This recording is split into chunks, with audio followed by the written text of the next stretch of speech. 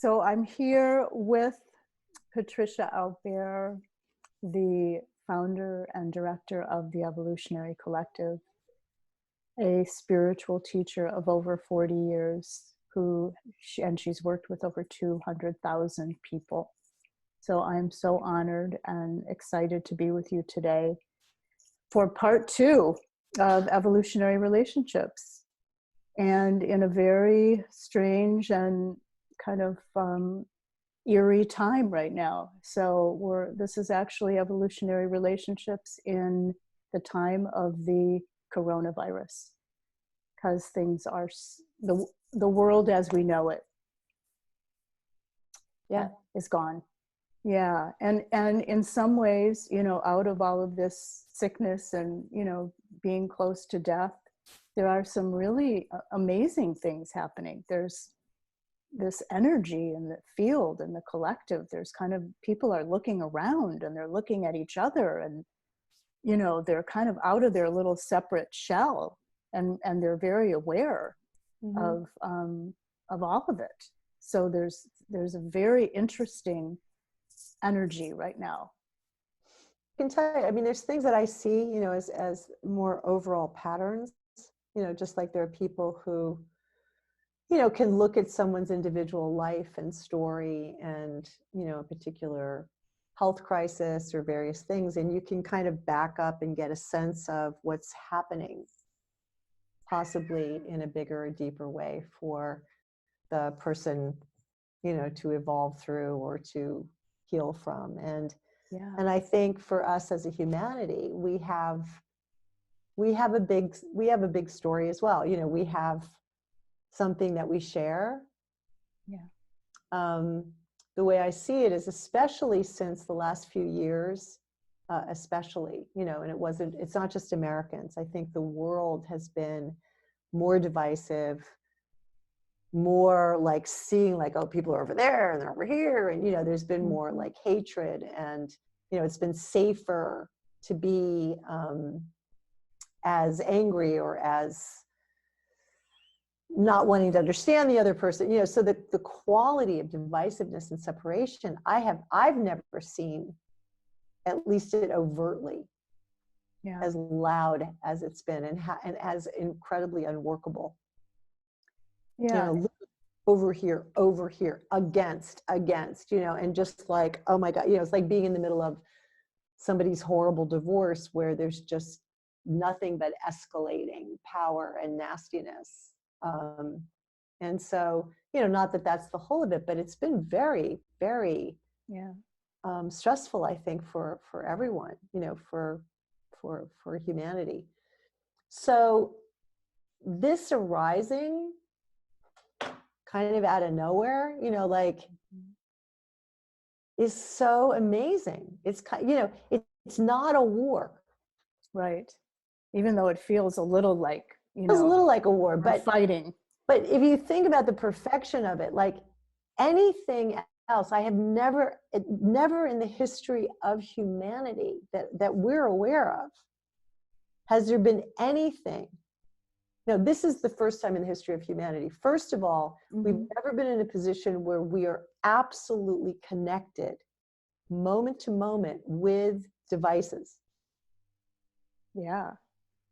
So even in far off places and villages, and people have cell phones. I mean, everyone on the planet is actually connected. So if something happens, everybody knows within 24 hours. Yes.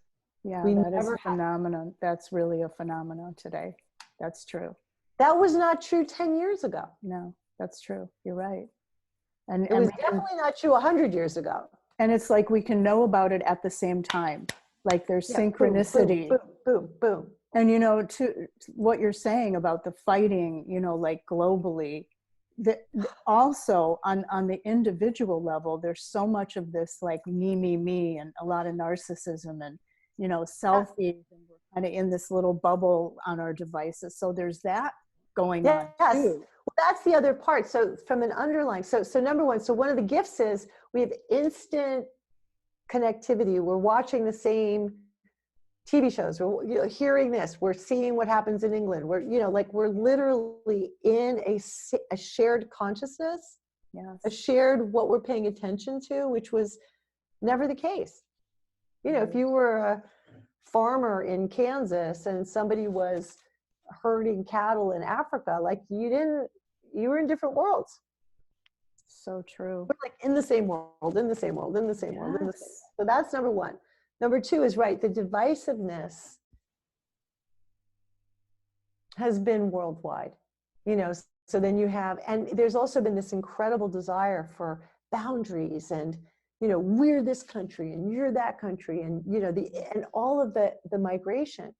So all the immigrants, all the people that are lost and you know, the planet has something horrible happen and all these people lose their homes and then nobody wants them. And, you know, so there's all this sort of, no, we're over here.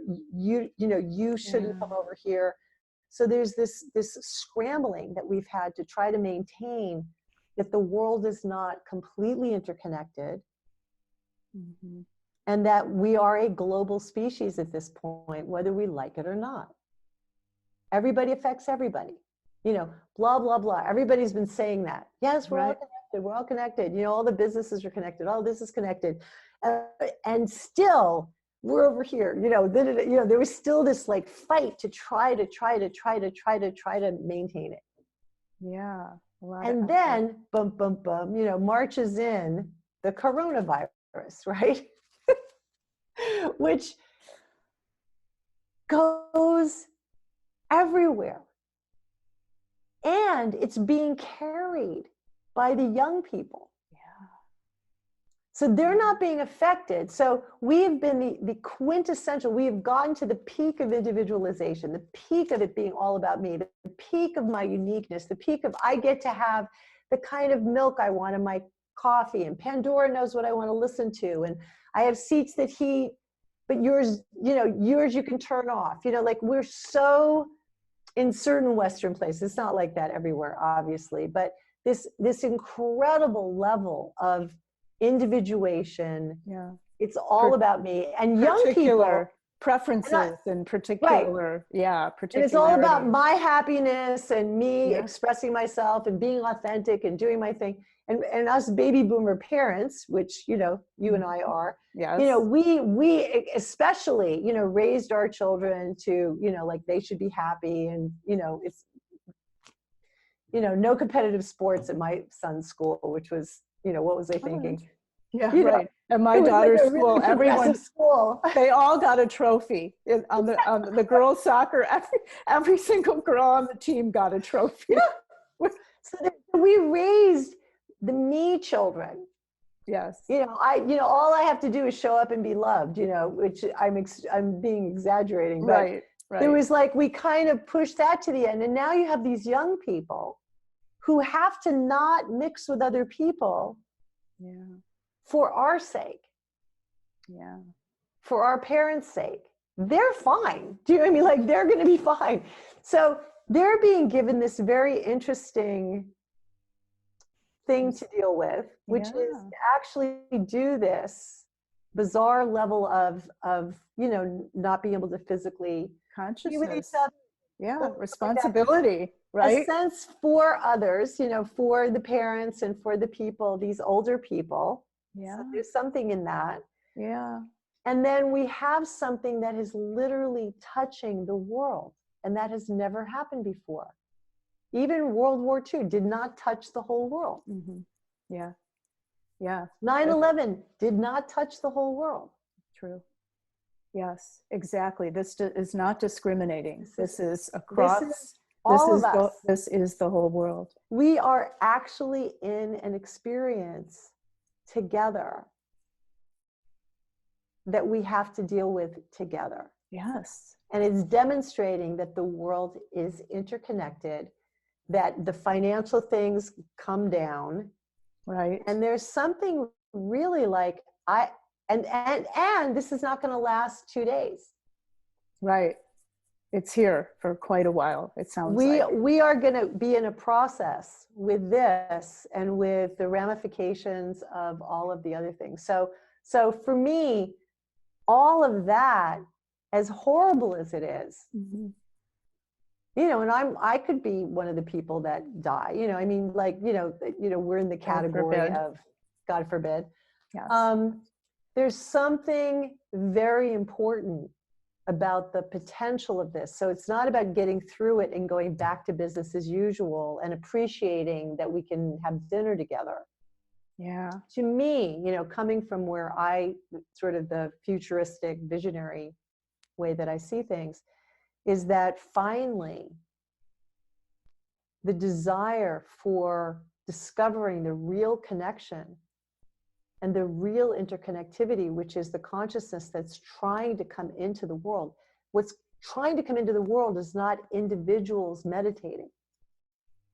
Now, is it good to meditate? Of course. You know, it's better to be calm and sane and to feel a certain connection. You know, I mean, Yeah. I was going to say that's not a good idea. Of course. But that consciousness is not new.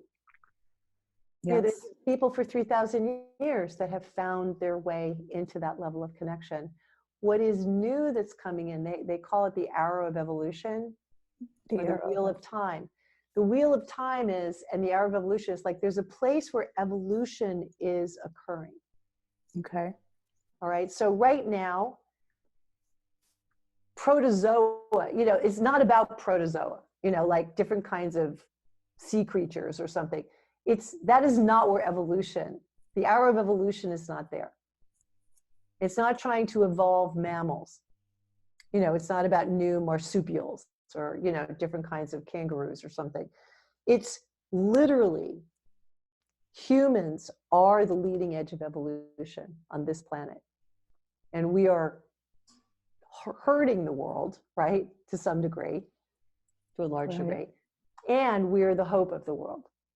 And our minds and our consciousness and our self-reflective consciousness and our ability to create and think and learn is not new. Our ability to create tools and technology, not new. There is no technology that's going to save us. Right. That is not the arrow of evolution. It's not pushing forward there. What's new is interconnectivity. What's new is our ability to actually, as a species, to experience actual oneness with each other, with a kind of consciousness and love, where we literally become one. I think is important is if people can hear this larger, like what's the future trying to create? Can we live into that future? Yeah. Instead of just, I'm going to manage my way through this. I'm going to, you know, contact my mom on Zoom, you know, like none of that's going to ultimately change anything. Have all my for supplies us that and I all my need. supplies. Right. You know, do those things. But if we've got to see what the opportunities are. So consciousness for humanity, the arrow of evolution, the place that new things are happening, right? Needs to be that as humans, we learn how to go into a level of connection where we can experience, I can experience what you're experiencing. You can experience what I'm experiencing. We can enter into a kind of flow and connection and reality together, because from there we can do anything. So at this point, you know, we actually have an online practice community, which is only devoted to people coming from around the world on Zoom. Right. And we didn't need the coronavirus. No, we've been doing it for the last 18 months. For the last 18 months, we've been building this, you know, we've been practicing longer, but for the last 18 months, literally, we have people from Sweden, somebody from somewhere, and literally getting on and doing a practice for a half an hour that brings people into this incredible consciousness of oneness that allows you to feel more yourself than you've ever felt. And there's this sensitivity and flow, and you feel like, I just got off doing a 15-minute one with somebody that I just met, you know, who's a teacher and an author and stuff like that. And she was just like, we were so nourished. It was like you're so together. There's almost a sensuality. It's almost like you've been touched. Yeah, yeah, absolutely. I know. I'm I, participating in this. So I know. how do you explain the mutual awakening practice, So it makes sense. MAP, Yeah. mapping, which is what we call it? Yeah. How do you explain to someone new who you want to, do a practice with for the first time? Okay. So I can explain it. So number one, I just want to say one thing is that now, like, people could get on and learn this. Like, how do you practice together and begin to discover this level of unity? Because I say 20 years from now, that's what people are going to be doing. Like, they might still be doing yoga, but like they will be deepening, opening up that space so that we begin to reside from there as normal. Right, right. So we normally experience this interconnectedness. If we don't develop it, we're left being entirely separate, selfish, and way too busy with ourselves. So let me explain it now. Yes. Okay. So the biggest piece that's important is where you come from when you do it. So identity is always in any spiritual kind of work that you do that's or psychological work, the question of who are you? How are you identifying yourself is kind of everything. So if you identify with being a pathological crazy self, then that's what you're relating from and working on, right? Mm-hmm. Right. If you identify with being a soul, like coming from your soul, then you're kind of working a bit differently. It's your essence or your authentic self or your commanding self, or, it depends on what kind of identity are you trying to work with, support, come from, reinforce even. Therapists are trying to create you having a healthy ego. Mm-hmm. So if your ego is disparate and kind of disassociative or broken, they're trying to help you to have an ego that is healthy, that's relatively loose but connected, that can actually stand up to life. And that's what they're doing, right? Mm-hmm. What this is, where you come from, where you begin to learn to come from, is what I call the origination point. And it only occurs with another. So you can't just find your origination point by yourself. You can find your soul by yourself. So it's in relation to. It doesn't come into existence. It's a pour through, all right? Mm-hmm. So if what I am is this opening of self-giving, mm-hmm. if it's not flowing through to, right, you, and you flowing through to me, then it doesn't exist. I love that term, a pour through. I think that really helps. Says a lot. So by self-giving, that's different from self-love, because self-love is more of an individual, separate process. You can work on that. You can be in your soul, and you can work to love yourself and to let yourself experience being loved by the divine, right? Or other people. This is not solid, like, the soul has a certain efficacy and journey, the soul's journey, the hero's journey, the heroine's journey. It's in a whole other, it's got a whole other thing going on. It's like there's a whole other movement for it. So we're not talking about that. We're not talking about the soul's journey. We're talking about the outflow. The origination point is coming from the future. It's coming from, this is being given by evolution. It's almost like there was a time when we were Neanderthals and we didn't have a prefrontal cortex. Just didn't have it. So there was just things you couldn't do. Like if you were a Neanderthal, it was just like, like you couldn't think. You couldn't self-reflect in certain ways. Yes. you know, Cro-Magnon and Homo sapiens, like, you know, they started and they were like, oh, I can think about myself. You know, like there were certain things they could do that these other ones that were way more primitive could not do. Mm-hmm. The origination point, flow together, is almost like something else is lighting up. It's another dimension of identity that is not individual. It's more complex. It's like a shared, it's like a shared circuitry.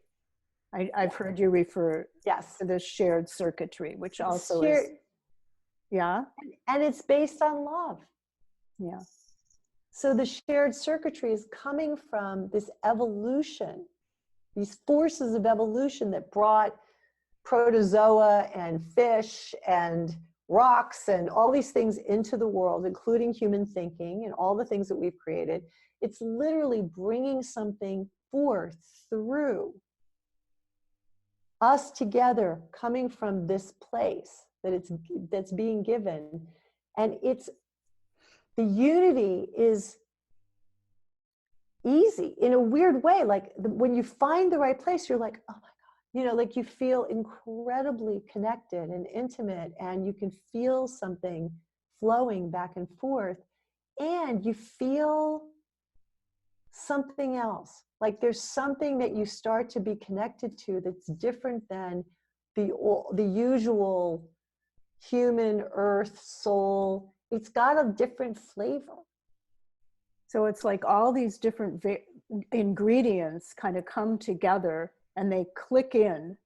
So the outpouring, the relation, and this source connection, and the connection of the origination point, and then the ingredients kind of create this other entity. It's another you start to manifest your life differently. The more you stay there, the more you're being affected by the forces of the future.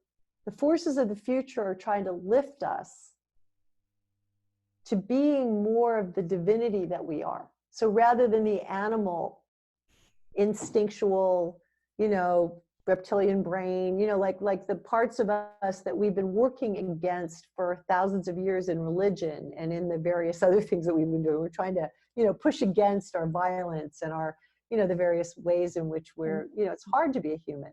Our fear, our anger, all that stuff. There's like a stream that comes through the origination point. Doesn't mean we're not both. We're sort of hybrids. But if you start to listen to that, and you start to allow that practice and that being in something like that with others, something starts to come through and work on you. You can almost feel it sometimes working on you, and you start to feel freer from a lot of it. Less interested, less obsessed with yourself, you know, less. One of the things that people share, which is kind of gorgeous, is less self-conscious. Yeah, well, I think some of the identity, I mean, and there's more than just, you know, the ego. There's so many layers of identity to go into, right?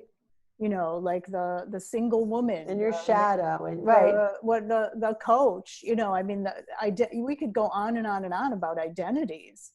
You know, who your family is, where you live, what you drive, you know, that's all related to identity. So it's true. It feels to me when I'm doing the practice, when I'm doing the mutual awakening practice, that all of that falls away.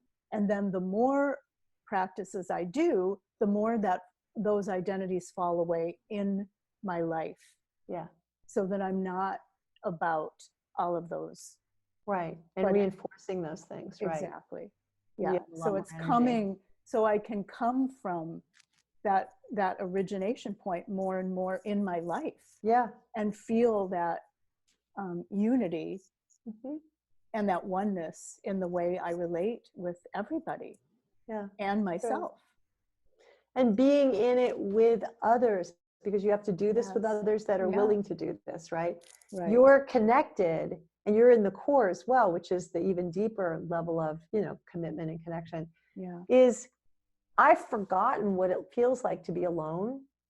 Like everyone's worried about being alone. It's like, there's literally not that experience. And it's not just because I know you're there and somebody else is there. It's literally like I just don't experience, because I'm more in that circuitry than I am in the singular, Yeah. hero's journey by myself. Yes, on the that's so planet. interesting. The separateness as part of our identity does fall away, and that separateness kind of melts into something. It just, Like, you don't it's even not think there about anymore. It's not there anymore. Because I also live alone, but I don't feel alone. alone or I know. lonely. Isn't that wild? It's wild. It is No, wild. and you really just, and you don't realize, like, as a human being, when that starts to go away, it's like nobody wants to be alone. Because the consciousness, just feels so good that there isn't, you don't have those impulses or those urges to compete, or Because they come from being separate. because it comes from being separate, or even like this, the strategies that we have, like the way we relate is so much about our strategies. And so really we're not relating at all. It's like, we're missing each other. Totally. But when we map, there's like a real relating. I mean, it's palpable. The relating is really, real. It's real. It's very real. It's not like we're missing each other in these strategies. But I want to just move for a second into, more, because we've kind of started this in the romantic realm. And it doesn't have to be, though. It's all relationships, including the one with ourselves. But you talk about, about this phrase of staying on the inside with each other, which is such a simple phrase, but it's really powerful, because I think that's where that's where our relationships fall apart. That's where we struggle. When there's some hurdle or something, that we're worried about, we go in, we take it away, we internalize it, or we go outside the relationship. Right. So, but you talk about what really an evolutionary relation, one of the elements is staying on the inside with each other. That's part of the definition of what an evolutionary relationship is. So can you talk more about like what that means to not, internalize, not go out of the relationship, but stay with each other? Well, the first thing is you have to decide, if you don't decide what kind of relationship you're going to have, you're just going to have a normal one. And a normal one means you're separate. Two separate people that love each other, and that want to work together and stuff. But when push comes to shove, you're basically separate. And you're going to navigate your life separately. Some people are better, they're like, okay, let's discuss it. This is going to affect both of us. What are we going to do about it? I mean, that is obviously preferred. But if you haven't decided to try to find a way to go beyond your inherent separateness, then being on the inside isn't really the right conversation. I mean, it's good to stay in communication with each other. So, and most relationship teachers would tell you, stay honest, stay open, let the other person know what you're dealing with so that you can work it out together. But to commit to something beyond a relationship of separateness that works as well as it can, then staying on the inside means first you learn how to practice, you learn how to really be on the inside. Like, the difference. Right. You know what the inside is. Yeah. You know how to find it. I mean, if you don't, if you haven't established, if you haven't like done the work together and done it, so you're like, oh, in, with, okay, we're really here. Oh, popped out. Oh, in. Oh, popped out. If you don't have the taste for which is which, mute point, don't even worry about being on the inside. So you first have to know, what does it feel like when we're really inside each other and something larger, and we can, I can feel you when it moves. And I know when something happens because I'm inside, it's kind of like we're together.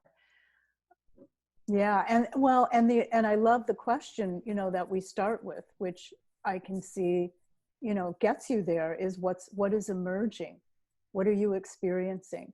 What's Mm-hmm. emerging? That's a very deep question, because it's not about, like, well, hi, how are you feeling today? Or, what's going on in Right. your life today? Or, what are you doing today? It's what's emerging. Well, yeah, I mean, that could be further. I mean, in the practice, you start with the origination point, and then you're inside each other. You learn how to be inside, and what are you experiencing, and then leaning into, like you're saying, kind of what's emerging from there. Then you're kind of, how to like find being and being one, and what are we experiencing? And like Peter and I, when we would walk, we were just, I mean, I learned how to walk inside the same experience. So the I two of didn't, you were walking we were walking in a practice, like we were in the together. experience, because I could feel us walking as one.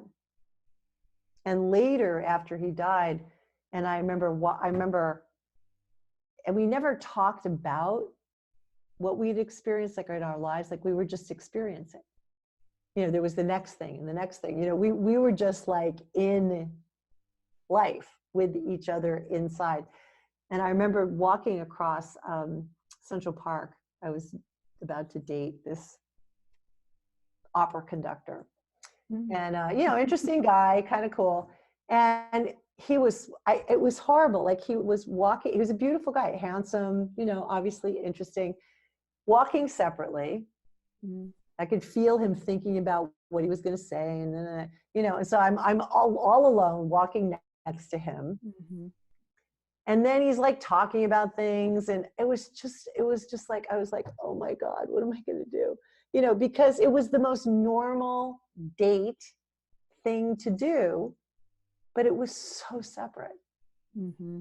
And he was Right. talking about things from the past. And I mean, Peter and I would have been in the park, in each other's experience, walking and kissing, and, like it would have been like a whole, and it was kind of like, I thought, oh my God, what am I going to do with myself? Like, I don't know how to do separate again. Wow. Humanity is very fluid and connected, and all of the things that go with being separate, like competition, like all of the things that we think are so normal, Mm-hmm. really begin to fade away. We'll be creating things and doing, there'll be all kinds of stuff, but it doesn't have to be all of this the things that arise from being separate humans in survival. Separate humans in survival gives you a certain thing. And that isn't what evolution is drawing us into. It's drawing us into something beyond how we've been. And the exciting thing is it's happening right around now. Mm-hmm. Yeah, I can feel it. Yeah. So you can feel the dinosaurs. You can feel the dinosaurs like struggling for, no, we're gonna, no, mine. And I mean, there's almost like this horrible kind of dominating. It's like crazy. Yeah. That's why being in this, in survival at the same time as this higher evolving is happening, Calling. where we're, so aware, acutely attuned to each other. I'm hoping there's just something much bigger at work, and that maybe with people being home, maybe we can start to get people in that experience and get more and more people to know the difference, because this doesn't depend on being in the same room. Right. I mean, everyone who's listening to this knows you can live with someone that you're a million miles apart. Exactly. Right. And in fact, so far apart, you're not even in the same world. And being in the same world inside, that is where the unity, that's where the connection, that's what we're longing for. That's what, the planet is getting ready for. And it's not really about proximity or space. It's really about, it's an consciousness. It is. It's a And it's a consciousness. consciousness of love. It's actually not even just pure awareness. It's something that's driving it. It only happens when we are together inside, like walking together, where you're like, okay, that's really different than walking alone and feeling my body and, but I'm alone. Yeah. What I'm saying doesn't sound too far out there, but it's not far out there. It's actually, well, it's possible. Yeah. It's a practice away. Really. It's a practice away. Yeah. And it involves, it involves practice, but it involves commitment. Yep. And like going to the gym, it involves doing it. Right. Yes. It involves commitment and it involves truth. Mm-hmm. So, and these are, and these are these also for just any normal relationship, you're committed. Yeah. And, you want to tell the truth to each other. You want to be transparent in your relationship, but these words have different meaning when you're staying on the inside. Yeah. Well, if there's oneness, truth from being separate is to a degree. Commitment, everything has a certain possibility from being separate. And there's some really, you can make it as good as it can get. But when you slip through and you actually experience an undeniable, ever-growing circuitry and oneness, it's a different deal. And the incredible part, just so people don't think you lose yourself, you actually, there's a heightened quality of, it's almost like your divine self is what you get to, I never felt like more myself being with Peter, because it was so open. He would draw from me. He would love me and draw from me like beauty and things that I didn't even know I had. I didn't even know. I mean, I would sometimes be like, wow, like it was almost, like when someone really wants something from you and they're loving you and they're like, come on, you can do it, and all of a sudden you like shine in some way and you're like, oh my God, I didn't think I could do that. I mean, there's also, love does that, this oneness does that. Otherwise, you have your boundaries. I'm being careful. I shouldn't say anything, like we're so busy leaving each other alone. Yeah, well, and this, so what you're talking about is the spondic love, right? Yeah. It's that spondic love. So define that. It's not, I mean, there's a lot of different kinds of loves. That it's the empowering love. It's a pouring through. It's like giving life to, like wanting them to have life and life abundantly. Yeah. And when you're one too, like all of the stuff in the Me Too movement and stuff, part of that is because we're separate. Part of it is because a lot of times men are being selfish and they're being insensitive and they don't know what they're doing and they're being horrible, in some way. But they don't, because like if you're inside each other really and at one, you know what to do. Because you're attuned. It's like I don't have to remind myself not to like, put a hammer to my knee. Oh, don't put the hammer, like, be careful. Did I hit it? No, because I can feel it. It's like, I mean, if you were in that connection, like Peter and I were so connected. He never had to, I mean, there was no apologies because I could, he could feel me if I winced or if I turned. I mean, it was literally like, there's like this dance going on. Well, and you're more inclined to tell the truth. I think, most normal humans have a real hard time really telling the truth. Honest. So, and you talk about how truth is just, that's what intimacy really stands on. That's what it relies on. That's what it is. And in reading your book, the part where you told your mother, your mother was on her deathbed, and you were told her what was happening. She was dying. That just like, that was so moving. She was so sweet. Yeah.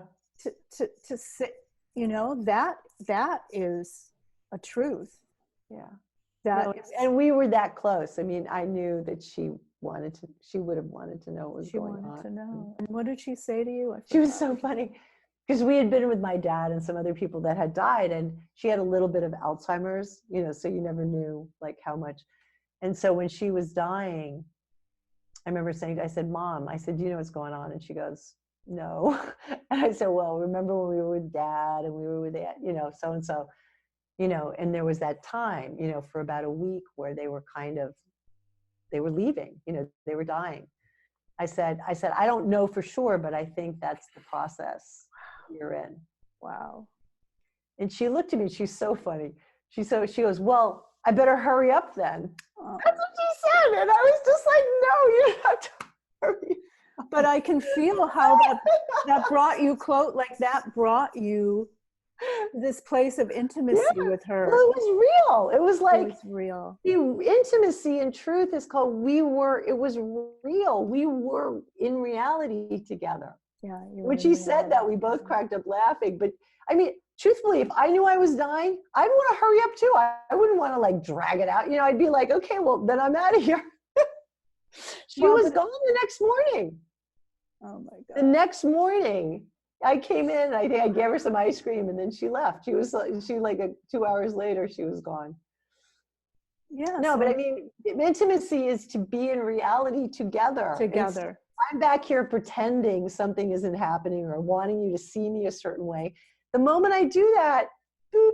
Yeah. Then the other person's pretending and there's really nothing happening. Yeah. There's no point. There is. And that's what relationships look like a lot. That's what a lot of relationships look like. Absolutely. You're relating to nothing. Right. Yeah. Yeah. You're it's like they're in their world. I mean, look at what's going on television. You think people are sharing, you think, what world are you in? You think that's different? You think that's just on television? Like, that's what we're in our own individual bubble, subjective bubble of what we think and what we feel and what we say and what we don't say. And we're like moving around separately. And every once in a while, we like look at each other and like, we're like, oh, but half the time, even the people that you're in love with, it's just one big projection. This is a great time to learn how to map. I know. We're sitting around, a lot of us by ourselves, be inside. Well, here's what they can do. Here's the first step, okay? And if what we're saying, if it doesn't make sense, but it seems attractive, they should find out about it. So evolutionarycollective.com, or they can look up Patricia Albere, if there's a million connections, but evolutionarycollective.com, and they go to the page. And then if they look down, like I think one little bit, it says, start here. They can download my best-selling book and an e-course for free. So they can download part 1 of my best-selling book, it's the first 4 chapters, and an e-course that will help fill in some gaps, probably, of what I said. And there you go. So now you have something to do. That's right. While you're home. That's right. So they'll get Mutual Awakening e-course. And then from there, at the end of that, we will invite them to a 75-minute me to we, moving beyond me to we workshop where they can come and be with me and actually experience the origination point for real. And everyone, be safe. Thank you for having me. And everyone also, on the physical level, stay safe. Yes, absolutely. Be safe. Be well. Be well and be safe. Yeah.